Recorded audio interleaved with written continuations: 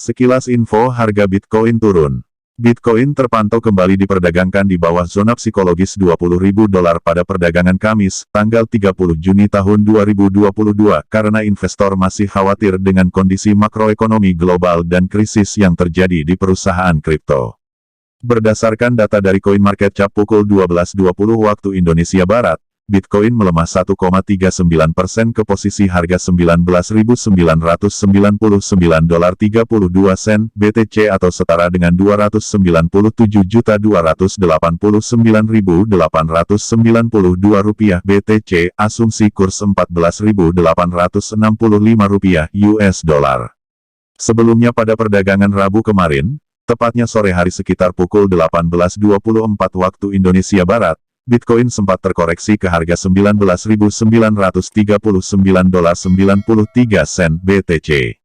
Dalam sepekan terakhir, Bitcoin terkoreksi 1,57% dan dalam sebulan terakhir Bitcoin ambles 36,79%. Sementara sepanjang tahun ini, Bitcoin sudah ambruk hingga 58,05%. Adapun kapitalisasi pasar Bitcoin saat ini mencapai $381,67 miliar. Sedangkan volume transaksinya dalam 24 jam terakhir mencapai $23,25 miliar. Bitcoin telah diperdagangkan dalam kisaran yang ketat dalam 2 pekan terakhir dan tidak mampu membuat pergerakan besar jauh di atas $22.000. Sebuah narasi yang bisa dimainkan dengan baik untuk sisa tahun ini dan seterusnya memandu Bitcoin dan kripto lainnya kembali diperdagangkan lebih rendah hari ini, karena sentimen pasar masih berkutat di resesi dan tingkat inflasi yang masih meninggi, kata analis di bursa kriptokurensi Bitfinex. Inflasi yang masih meninggi, ditambah Bank Sentral Amerika Serikat dan beberapa bank sentral negara barat yang juga menargetkan kenaikan suku bunga lebih lanjut, telah memicu kekhawatiran resesi di AS dan negara barat lainnya. Pada Rabu kemarin waktu AS, bursa saham Wall Street masih cenderung lesu, tetapi mulai ada tanda-tanda membaik, meski dua indeks utama yakni S&P 500 dan Nasdaq masih terkoreksi tetapi cenderung tipis-tipis.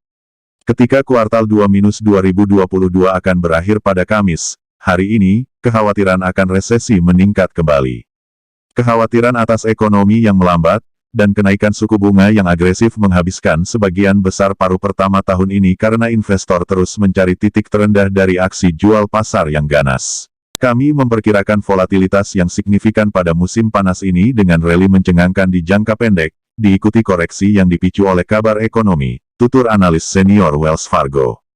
Sementara itu menurut Vijay Iyer, Vice Presiden perusahaan pertukaran kripto Luno, mengatakan bahwa Bitcoin kemungkinan akan diperdagangkan di kisaran $17.000 dan $22.000 dalam jangka pendek, untuk sementara waktu, mengingat sentimen pasar saat ini dan kenaikan suku bunga yang masih akan terjadi oleh Federal Reserve, The Fed pada Juli mendatang, dapat terus membebani semua aset berisiko, termasuk kripto, kata Vijay Iyer, dilansir International. Sementara itu menurut Vijay Iyer, Vice Presiden perusahaan pertukaran kripto Luno, mengatakan bahwa Bitcoin kemungkinan akan diperdagangkan di kisaran $17.000 dan $22.000 dalam jangka pendek untuk sementara waktu, mengingat sentimen pasar saat ini dan kenaikan suku bunga yang masih akan terjadi oleh Federal Reserve, The Fed pada Juli mendatang, dapat terus membebani semua aset berisiko, termasuk kripto, kata Vijay Iyer, dilansir dari CNBC International. Sebagian besar pembalikan harga, kemudian dengan cepat dijual oleh investor selama beberapa minggu terakhir, biasanya dikategorikan sebagai rebound di bear market, di mana hal ini bertujuan untuk menjebak pembeli yang terlambat, hanya untuk membuat mereka terpaksa menjual di posisi lebih rendah. Tambah Iyer, jatuhnya harga kripto selama beberapa pekan terakhir, bahkan dalam 2 bulan terakhir telah menyebabkan krisis likuiditas yang menerpa banyak perusahaan kripto, baik itu perusahaan pemberi pinjaman, dana lindung nilai, hedge fund, bahkan juga bursa kripto itu sendiri.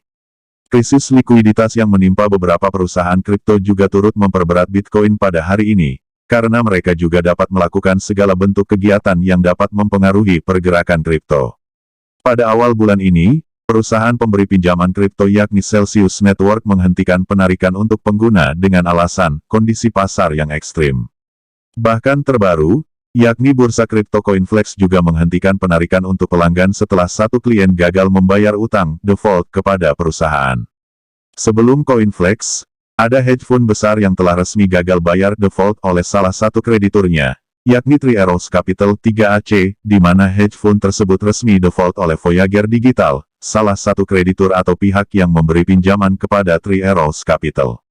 Three Arrows Capital gagal membayar utangnya lebih dari $670 juta dari Voyager Digital. Bahkan, miliarder sekaligus CEO bursa kripto terbesar kedua di dunia, FTX yakni Sam Bankman-Fried, telah turun tangan untuk menyelamatkan perusahaan-perusahaan yang sedang menghadapi kesulitan dana. Adapun perusahaan yang mendapat bantuan dari Bankman-Fried yakni perusahaan pinjaman kripto BlockFi dan Voyager Digital, di mana keduanya mendapatkan bantuan dana melalui jalur kredit. Di BlockFi, bantuan dana diberikan langsung oleh FTX, sedangkan di Voyager, bantuan dana diberikan melalui Alameda Research, perusahaan riset kuantitatif yang juga dimiliki oleh Bankman-Fried.